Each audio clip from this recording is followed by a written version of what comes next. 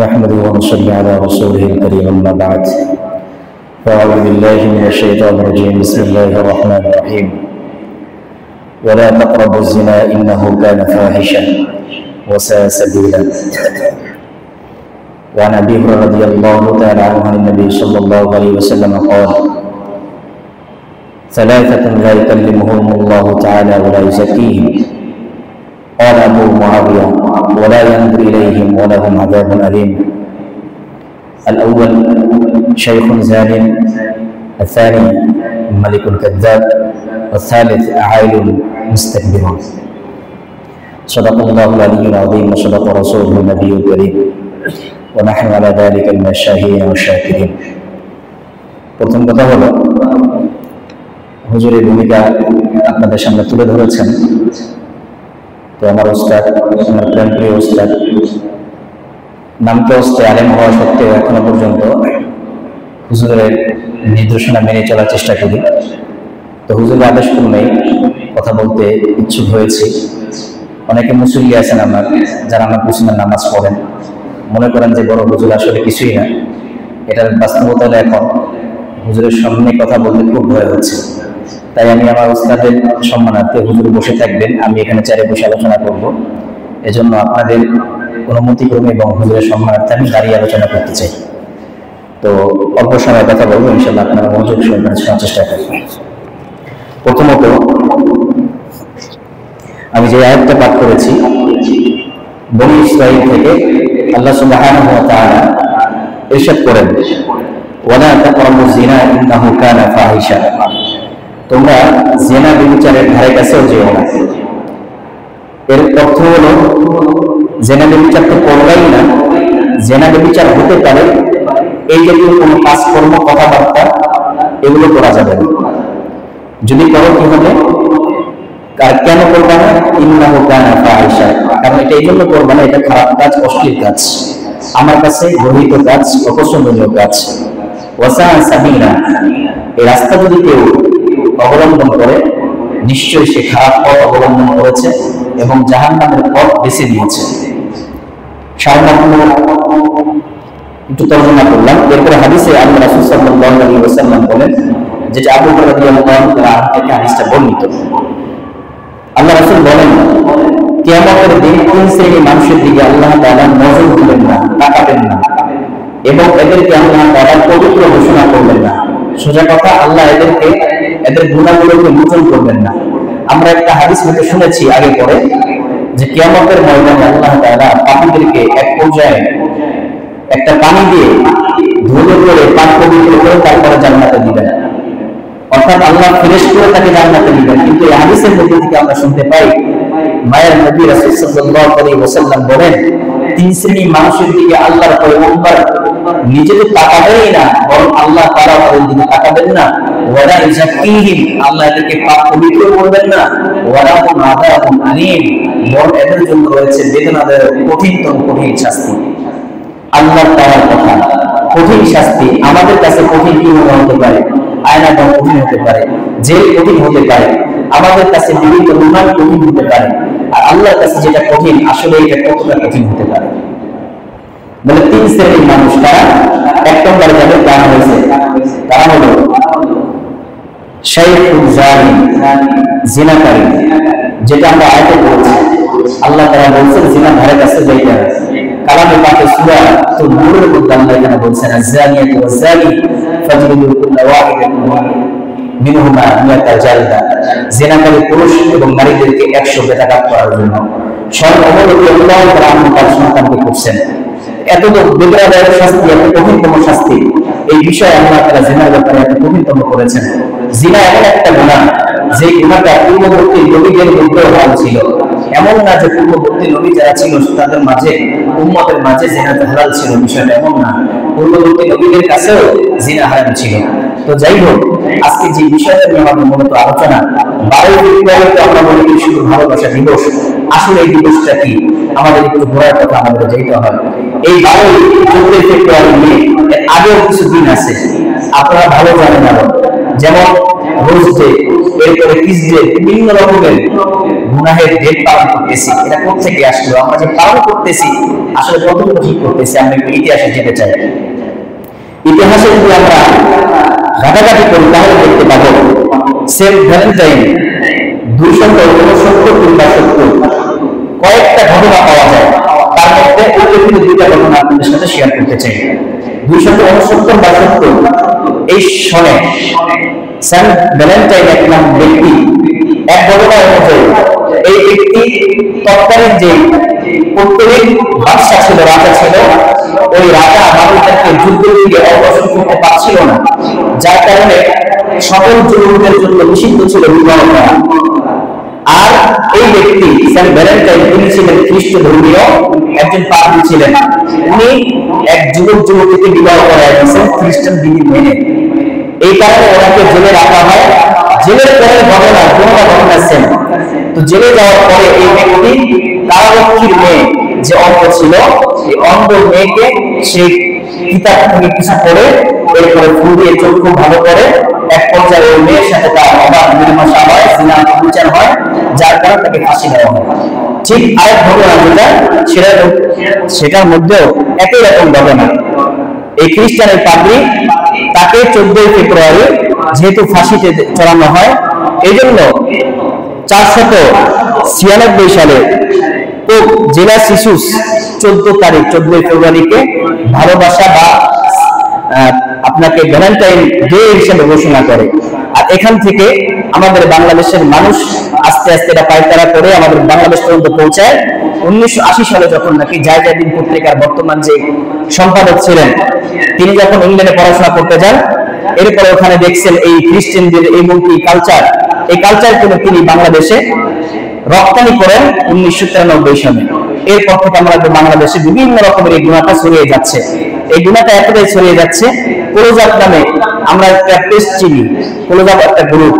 তো এই গ্রুপে এদের একটা প্রচারণা শুরু হয় যে কাছে আসার গল্প। এই কাছে আসার গল্প দিয়ে জেনা বিবিসারকে কিভাবে প্রমোট করা যায় এটা নিয়ে তারা কাজ করতেছে। তো প্রিয় ভাইয়েরা, এই বিষয়গুলো ইতিহাসটুকু আপনারা সবাই জানতে পারবেন। কিন্তু এখানে একটা জিনিস বোঝেন, আমাদের বর্তমান যুবকদেরকে কি শেখানো হচ্ছে? যেটা ভালোবাসা দিবস, লাভ ডে। আসলে ইসলামে লাভ ডে বলতে কিছু আছে কিনা? আমাদের ইসলামের বাইরে শেখানো হয় মাদার ডে, মা দিবস। মা দিবস বলতে ইসলামে কিছু আছে কিনা? বাবা দিবস বলতে ইসলামে কিছু আছে কিনা? ইসলাম তো বলে, ইসলাম তো শিখায় যে কোন সন্তান যদি তার মা বাবার দিকে একটা সুনজরে একটা ভালোবাসার দৃষ্টির তাকায়, আল্লাহ রাব্বুল আলামিন তাকে একটা না, দুইটা না, তিনটা না, হজ্জের মাবরুর 100 হজের সওয়াব আল্লাহ তাআলা দান করেন। তাইলে যদি আজকে আমরা মা দিবস পালন করি, যেদিন মা আসছে মা দিবস, ওই দিন মাকে ইচ্ছা মতন ভালোবাসলাম, এমন ভালোবাসলাম যে মা চলো তোমাকে আজকে আমি ঘুরতে নিয়ে যাব, মা বেচারি অসুস্থ, তাই নিয়ে যদি আমি কক্সবাজার ঘুরতে যাওয়া যায়, তাকে কি আমি শান্তি দিলাম? তাকে ভালোবাসলাম না তাকে কষ্ট জড়াইলাম? নিশ্চিত ভাবে তাকে কষ্ট দিলাম। বাবার ক্ষেত্রে একই কথা। বাবা গ্রামের মানুষ, এখন আমি ভালোবাসা দেখাইতে যাইয়া বাবাকে বললাম, বাবা তোমাকে আমি অনেক ভালোবাসি, সুতরাং তোমাকে যেহেতু ভালোবাসি, চলো আজকে তোমাকে নিয়ে আমি একটু চাইনিজ রেস্টুরেন্টে যাবো, তোমাকে নিয়ে বিভিন্ন রকম অমুক জায়গায় যাবো, তমুক জায়গায় যাবো। এটা তো বাবার জন্য ভালোবাসা না, বরং ভালো দেওয়ার জন্য একটা বড় শাস্তিদায়ক একটা বিষয় হয়ে দাঁড়াবে।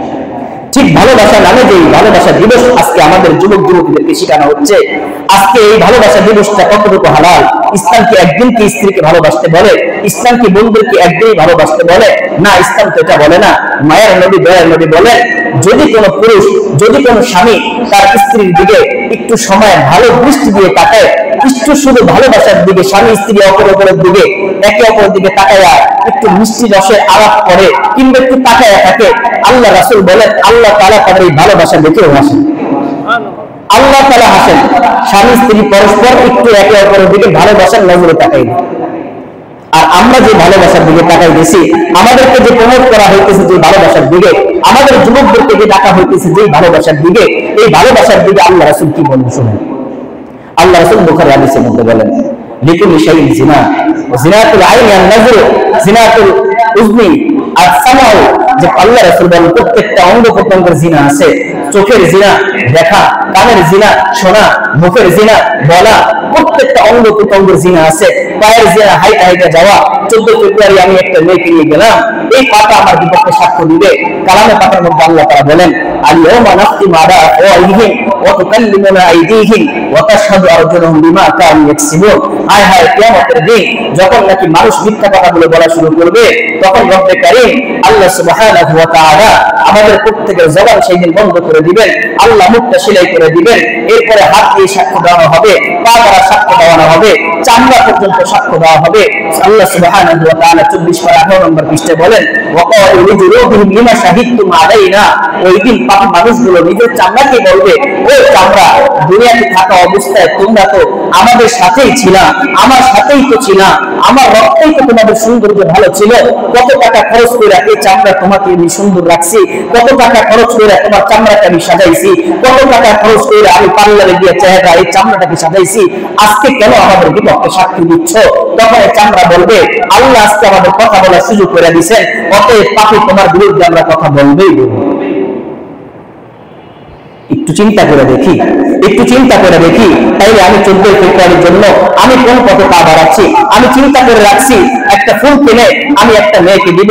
এই যে ফুলটা কিনলাম 10 টাকার জন্য, 10 টাকা দিয়ে 20 টাকা দিয়া, এই 10 টাকা 20 টাকা যদি আমি আল্লাহর রাস্তায় দান করতাম, নাজাতের জরিয়া হইতো। আর এই 10 টাকা 20 টাকা দিয়ে একটা ফুল কিনছি, আমি যদি 1 মিনিট কথা বলে থাকি, ওই একটা মিনিট একটা কারণ একটা টাকা নষ্ট হয়েছে, এই টাকাটা কিয়ামতের ময়দানে যদি আল্লাহ চান আমার জাহান্নামে যাওয়ার জন্য একটা কারণ হয়ে দাঁড়াবে, জাহান্নামে যাওয়ার জন্য কারণ হতে পারে।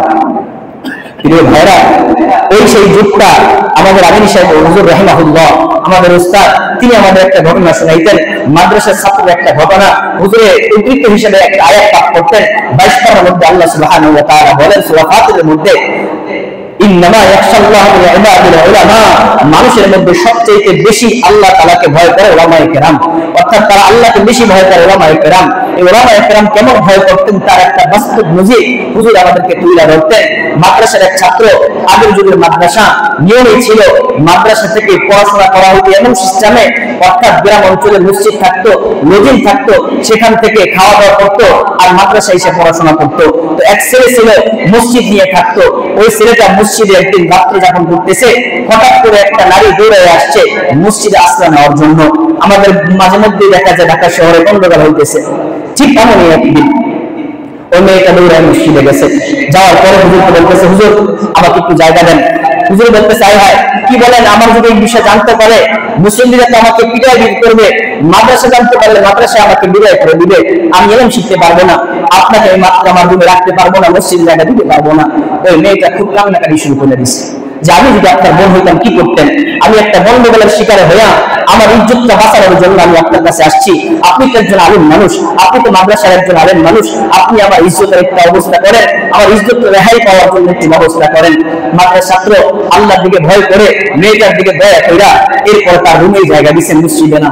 রুমে জায়গা দেওয়ার পরে ছেলেটা মাদ্রাসায় পড়তেছে, কিতাব মোতালা করতেছে, মোমবাতি কিংবা আগুন দিয়া পড়তেছে আর শয়তান তাকে ওয়াসওয়াসা দিতেছে, এই মাদ্রাসার ছাত্র একটু পিছনে তাকায় দেখ কত সুন্দরী নারী, এই নারীর সাথে যদি এখন তুমি জিনা করো কেউ তোমাকে দেখবে না, কেউ তোমাকে দেখবে না। যখন এই ছেলের মধ্যে ওয়াসওয়াসা শয়তান দিচ্ছে আর বারবার ছেলের কথা মনে করতেছে, ইন্নাল্লাযীনা তাকাউ ইয়ামাসসাহুম তায়ফুম মিনাশ শাইতান তাযাক্কারু ফাইদা হুম মুবসিরুন। যখন নাকি যে সমস্ত মানুষগুলো আল্লাহকে ভয় কইরা গুনাহ থেকে বেঁচে থাকে, আল্লাহ তাদেরকে পথ প্রদর্শন করেন। সূরা রহমান আল্লাহ বলেন, ওয়ালিমান খাফা মাকামা রাব্বিহি জান্নাতান।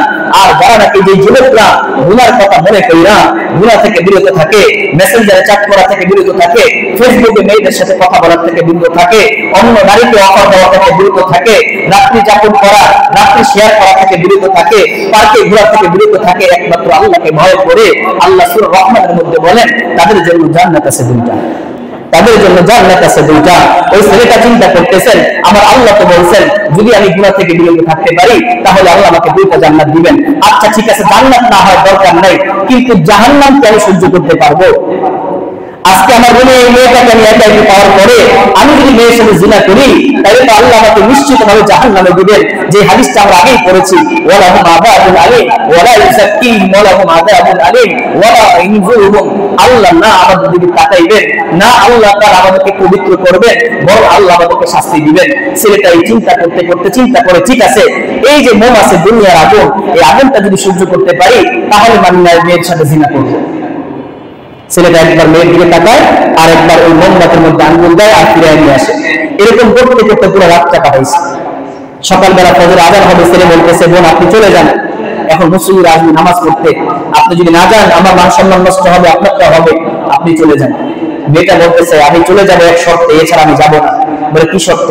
সারা রাত্রিবেলা আপনি আমার দিকে একবার তাকাইছেন আর একবার মোমবাতির মধ্যে আঙ্গুল দিচ্ছেন, কারণটা কি?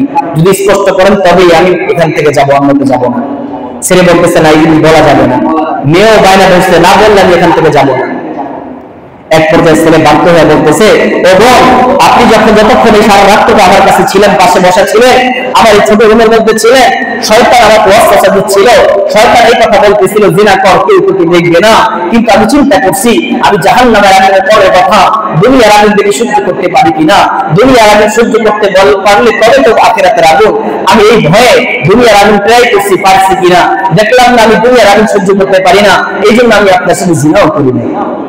তো ভাই আপনার আমার মনের মধ্যে জিনার বিষয় আসবে। আজকে যারা মুরব্বী বাবাজিরা হয়েছেন, আমরা যারা মুরব্বী হয়ে গেছি যাদের, এদের কাছে বলবেন এদের প্রতি, নারীদের প্রতি এরকম আক্রোশ নাই, এদের এত ভালোবাসা নাই, কারণ তাদের অবস্থানটা কমে গেছে।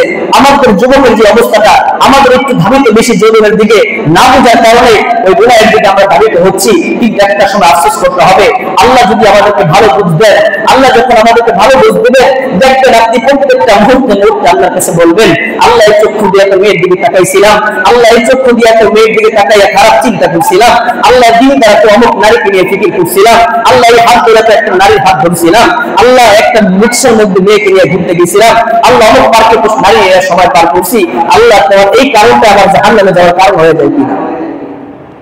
এই চিন্তাটা একদিন আসবে, একদিন আসবে যদি আল্লাহ তাআলা আমাকে সেই রাস্তাটুকু দেখান, যদি আল্লাহ তাআলা সেই রাস্তাটুকু আমাদেরকে দেখান, তবেই একমাত্র চিন্তাটুকু আসবে। তো প্রিয় ভাইরা, আজকে আমরা যৌবনের কারণে একটু ভালোবাসা আবেগের কারণে আজকে আমরা অবৈধ পথে যাচ্ছি, আমাদের জীবনটাকে ধ্বংস করতেছি। এমন না শুধু আখিরাত, দুনিয়াও যাচ্ছে, ফাসদা দুনিয়া ওয়াল আখিরাহ, দুনিয়া আখিরাত দুইটাই শেষ করতেছি। হুজুরে একটা তথ্য তুলে ধরছেন, আমিও একটা তথ্য আপনাদেরকে তুলে ধরতে চাই। আমাদের এটার কারণে কত ধরনের ক্ষতি হচ্ছে। দেশ রূপান্তর, কালের কণ্ঠ, বিবিসি নিউজের একটা প্রতিবেদন, বিবাহিত মেয়েদের তুলনায় অবিবাহিত মেয়েরা আত্মহত্যা বেশি করতেছে। শুধু আত্মহত্যায় ক্ষান্ত না, বরং এরা গর্ভপাত এরা বেশি করাইতেছে। কত পার্সেন্ট? 35% বেশি। অর্থাৎ যাদের বিবাহ হয়েছে এদের তুলনায় যারা বিবাহ হয় নাই, অর্থাৎ কিশোরীরা জিনার মাধ্যমে যে সন্তানগুলো, এগুলো বেশি নষ্ট করতেছে। আচ্ছা, যে আয়াতটা পড়েছি এর আয়াতের আগে আল্লাহ বলছেন, আগে পড়ে কি বলছেন? ওয়ালা তাকতুলু আওলাদাকুম খাশিয়াতা ইমলাক, তোমরা তোমাদের সন্তানকে কিসের দিয়ে হত্যা করো না? রিজিকের ভয়ে হত্যা করো না। এই হত্যা এই একটা কারণ, এইটা তো সরাসরি হত্যা হচ্ছে, বাচ্চা পেট থেকে ফালানো হইতেছে। শুধু তাই না, আমরা বিভিন্ন পত্রিকা দেখতে পাই যে ডাস্টবিনের মধ্যে সন্তান পাওয়া গেছে।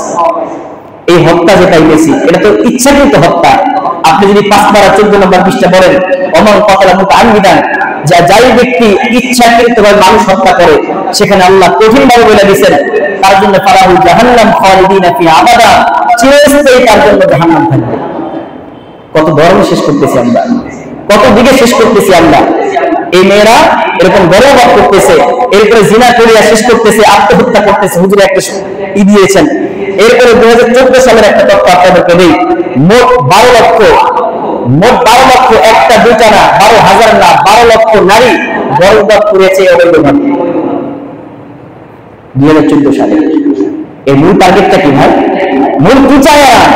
মূলত এটা একটা জিনিসই চায়, 18 বছর আগে কোনো বিবাহ চলবে না, 18 বছর আগে কোনো বিবাহ দেওয়া যাবে না, কিন্তু 18 বছর আগে তুমি জিনা, ব্যভিচার যা কিছু তাই করো, তাতে কোনো আপত্তি নাই। কারণ আমাদের উদ্দেশ্য হলো ইসলামকে সমূলে ধ্বংস করা। আমাদের উদ্দেশ্য হচ্ছে যাতে করে মুসলিম মুজাহিদ তৈরি না হয়। আমাদের উদ্দেশ্য হচ্ছে মুসলিম মুজাহিদ যাতে তৈরি না হয়। কারণ যখন তাকে ছেড়ে দিল, মুসলমানের সন্তানগুলো যখন তাকে জেনা ব্যবস্থায় লিপ্ত হবে, ওই ছেলে কোনোদিন মুজাহিদ হতে পারে না, ওই ছেলে দ্বারা কোনোদিন জিহাদ হবে না, ওই ছেলে দ্বারা ইমামউদ্দিন কোনোদিন সম্ভব হবে না। এই জন্য সর্বশেষ মসজিদ আকসা যিনি স্বাধীন করেছিলেন নাসিরউদ্দিন, যাকে অপর নামে আমরা চিনি সুলতান সালাউদ্দিন আইয়ুবী রাহিমাহুল্লাহ, বীর বাহাদুর সিংহ, এই সিংহ যখন নাকি তার বাহিনী নিয়ে এই মসজিদ আকসাকে স্বাধীন করার জন্য আসছেন, খ্রিস্টানদের দূরের কথা যত ইহুদিরা ছিল সবাই পলায়ন করেছে। তারা সবাই এসে বলতেছে, কি চান, কেন আমাদেরকে কেন ক্ষমা করেছেন? তিনি বলছেন, সবাইকে ক্ষমা করে দিছি, তোমাদের সাথে আমাদের যুদ্ধের প্রয়োজন নাই। কারণ বীর বাহাদুর মুসলিম জাতির যুদ্ধের প্রয়োজন হবে কেন? কারণ তারা যেখানে যাবে সেখানে তো আল্লাহ তাদের সাহায্যের কথা অঙ্গীকার রেখেছেন, সেখানে তো বিজয়ের কথা রেখেছেন। আল্লাহ তো তাদেরকে সাহায্য করবেন, কেন বা সাহায্য করবেন না? এরা তো সেই বাহিনী, যে বাহিনী আল্লাহ রাসূল সাল্লাল্লাহু আলাইহি ওয়াসাল্লাম বদরের ময়দানে পেয়েছেন, তারা তো সেই বাহিনী মোল্লা ওমর সেই বাহিনীকে পেয়েছেন। মোল্লা ওমরের সেই বাহিনী যে হাফেজের কোরআনের কথা আমরা সকলে জানি, আফগানিস্তানে আল্লাহকে রেখেছি। এই বইটা একটু যুবক ভাইরা করবেন। এখানে এক যুবকের কথা বলা হয়েছে, হাফেজের কোরআনের ঘটনা তুলে ধরা হয়েছে। কেমন ঘটনা? হাফেজে কোরআন সন্ধ্যাবেলা মাদ্রাসা যাবে, হঠাৎ করে প্রতিমধ্যে বন্ধকাল শুরু হয়েছে, আশ্রয় নেওয়ার জন্য দৌড় দিছে। ঘটনাক্রমে যেখানেই বাঘের বল সেখানে রাত পরে একটা পরিমাণ বাক্য আছে, ওই ছেলেটা যায় ওই আমেরিকান বাহিনীর মধ্যে ঢুকে পড়ছে। ঢোকার করার পর ছেলেটা বারবার বলতেছে, আমি কোনো অপরাধ করি না, আমি সেনাবাহিনী না, আমি কিছু করি না, মুজাহিদ্দিন না, আমি সাধারণ একজন মাদ্রাসা ছাত্র, হাফেজে কোরআন, আমি মাদ্রাসা যাওয়ার জন্য বেরিয়েছি, আমাকে ছেড়ে দেন। ওরা তখন আরো ঝাঁপায় করছে, তার দিকে আরো টিপটারি করা শুরু করছে, তোরই তো আমাদের দরকার, তোরই তো তাড়াতাড়ি মারবো। তারা ঝাঁপায় করছে, মিলে করছে। এক পর্যায়ে তারা নিয়ে বস করা শুরু করছে। আচ্ছা, তোদের নবী নাকি বালু দিয়া সবাই শেষ করে ফেলাইছে, বালু দিয়া কাফেরদের চোখ বন্ধ করে পালিয়ে গেছে, তাহলে তুই আমাদেরকে বালু দিয়া চোখ বন্ধ করে তারপর এখান থেকে যা। এক পর্যায়ে ওই কিশোর যুবক বলতেছে, ঠিক আছে, আমাকে 2 রাকাত নামাজ পড়ার সুযোগ করে দেন, আমাকে 2 রাকাত নামাজ পড়ার সুযোগ করে দেন, এরপরে যা কিছু তাই করেন। আল্লাহর বান্দা নামাজে দাঁড়ায় গেছেন। ওমা কারাল্লাহ আল্লাহু খায়রুল মাকিরিন, এরকম বিভিন্ন আয়াত পড়ে নামাজ শেষ করে আল্লাহর কাছে হাত তুলছেন, ও আল্লাহ, তুমি আমার ইজ্জত না, তোমার কোরআন ইজ্জত রক্ষা করো, তোমার নবীজির ইজ্জত রক্ষা করো, তোমার দ্বীনকে তুমি রক্ষা করো। আল্লাহ, আমি কিছুই করতে পারবো না। আজকে যদি আমি এখানে হেরে যাই, ইসলাম হেরে যাবে। আল্লাহ, আজকে যদি আমি এখানে হেরে যাই, তাহলে আমাদেরকে মানুষ ভুল বুঝবে, ইসলামকে ভুল বুঝবে, তোমার দ্বীনকে ভুল বুঝবে। আল্লাহ, তোমার ইসলামকে তুমি বিজয় কিভাবে করবা, এই দায়িত্ব তোমার। আমি বান্দা হিসেবে তোমার কাছে হাত তোলার দায়িত্ব আমি হাত তুলেছি, বাদ বাকি কাছে আল্লাহ তোমার। এবার ছেলেকে শাস্তি দিবে, ওই হাফেজে কোরআন শাস্তি দিবে। তার আগে বলতেছে, ঠিক আছে, আমি আল্লাহর উপর ভরসা করে করতেছি। হাতে এক মুষ্টি বালু নিছে, বালু নিয়ে এরপরে শুধু এমন করছে যে আল্লাহ হুকুমে বালু, এই ট্যাংগুলো যতগুলো ট্যাং আছে সবগুলো ট্যাং উড়ে যায়। এই কথাটুকু বলে শুধু বালুটা মারছে, সাথে সাথে 18টা ট্যাং ছিল সবগুলো আগুন ধূলিসাৎ হয়ে গেছে। ওরা যারা ছিল বাহিনীগুলো সবাই একে একে মুসলমান হয়ে গেছে। ও ভাই, সেই যুবক তো এখনো আছে, সেই যুবক তো এখনো আছে, ওই যুবকের আল্লাহ তো এখনো আছেন। এখানে আয়াতুল কুরসি লেখা আছে, আল্লাহু লা ইলাহা ইল্লাহু আল হাইয়ুল কাইয়্যুম। ওই আল্লাহ তো এখনো আছেন, আমাদের আল্লাহ তো এখনো আছেন, কিন্তু নাই কি? নাই আমাদের সেই ইমানটা, নাই শুধু আমাদের ইমানটা। ওই যুবকদের সেই ইমানটুকু নাই। কেমনে থাকবে যে যুবকরা ফেসবুকের মধ্যে, যে যুবকরা সারা রাত্রে বেলা জিরা দেখবে, খারাপ ছবি দেখে পার করবে, সেই যুবকদের ইমান কেমনে বৃদ্ধি হবে? অথচ আল্লাহ তো বলছেন, ইদা যুকিরাল্লাহু ওয়াজিলাত কুলুবুহুম, কোরআনের আয়াত যখন তেলাওয়াত করা হয় তখনই তাদের একমাত্র ইমান বৃদ্ধি হয়। যখন জিকির করা হয় তখনই ইমান বৃদ্ধি হয়। আজকে কয়েকটা যুবক আছে আমরা তেলাওয়াত করতেছি, কোরআন তো ধরেও হয় কিনা? আমার ঘরে তেলাওয়াত নাই, আমার ঘরের মধ্যে কোরআন নাই, আমার ঘরের মধ্যে অন্য কোনো তালিম নাই, যার কারণে আমার অন্তর থেকে ইমানগুলো আস্তে আস্তে দূরে সরে যেতেছে। বলছিলাম সুলতান সালাউদ্দিন আইয়ুবী রাহিমাহুল্লাহর একটা কথা। সুলতান সালাউদ্দিন আইয়ুবী বলছিলেন, এই মুসলিম জাতিরা তোমরা জানো শুনে রাখো, আর কাফেররা তোমরাও যাই না রাখো, এই মুসলিম বীর বাহাদুরদেরকে কোনোদিন তোমরা পরাজিত করবে না, কোনোদিন তোমরা বীর বাহাদুর মুসলিম জাতিকে পরাজিত করতে পারবে না। একমাত্র মুসলমানদের পরাজিত হবে কখনোই যখন নাকি মুসলিম যুবকরা জিনার মধ্যে লিপ্ত হয়ে যাবে, যখন তারা জিনার মধ্যে লিপ্ত হয়ে যাবে। আজকে আমরা যুব সমাজটা ধ্বংস হয়েছে জিনার মধ্যে। হয় চোখের জিনা, না হয় কানের জিনা, না হয় জবানের জিনা, না তো হাতের জিনা, পায়ের জিনা, কোনো না কোনো জিনার সাথে আমরা সবাই জড়িত, সবাই জিনার সাথে জড়িত। আজকে জিনার সাথে জড়িত থাকার কারণে ঈমান দুর্বল হয়ে গেছে। এখন আমাদের ভালো কথা বললেও মনে তৃপ্তি পাই না, উলামায়ে কেরামদের কথা শুনলেও অন্তরের মধ্যে কোনো পরিবর্তন আসে না, কোরআনের কথা শুনলেও আমাদের খানিকের জন্য ভালো লাগে, কিছুক্ষণ পর সেই হয়ে গেছে। তো সুলতান সালাউদ্দিন আইয়ুবের কথা এখন বাস্তবায়ন হয়েছে। এই তিনটা দেশ, ভারত, পাকিস্তান, বাংলাদেশে এমন কোন মিনিট নাই, এমন কোন সেকেন্ড নাই যে সময় জেনা না দেখা হইতেছে, চক্ষু দ্বারা পণ্য দেখা হইতেছে না, এমন কোন সময় নাই। অথচ বেশিরভাগ মুসলিম সন্তানগুলো আল্লাহর পয়গম্বর বলেন, কিয়ামতের দিন এই চক্ষুর কারণে আল্লাহ তাআলা বহম সীসা চোখের মধ্যে দিবেন, যে চোখ দ্বারা পর্ণ দেখা হইতেছিল, ছবি করে দেখা হইতেছিল, অশ্লীল ছবি। আজকে অশ্লীল ছবি তো মোবাইল কিংবা অন্যান্য টিভির মাধ্যম, রাস্তায় বের হইলে চোখটা হেফাজত করা যায় না, চোখটা হেফাজত করতে পারতেছিল যুবকরা। আজকে সেই সোনালী যুবকরা কোথায়? আমরা তো যুবক, আমরা তো মুসলিম দাবি করতেছি, সে আলীরা কোথায়, সে ওমর কোথায়, সে আবু বকর কোথায়, সে মোল্লা ওমরের বাহিনীগুলো কোথায়? আজকে সেই মোল্লা ওমরের বাহিনী তো আর হচ্ছে না আমাদের মধ্যে।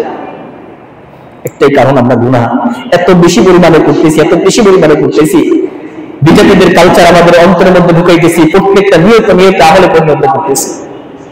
আল্লাহ আমাদের সবাইকে বোঝা এবং আমল করার তৌফিক দান করুন।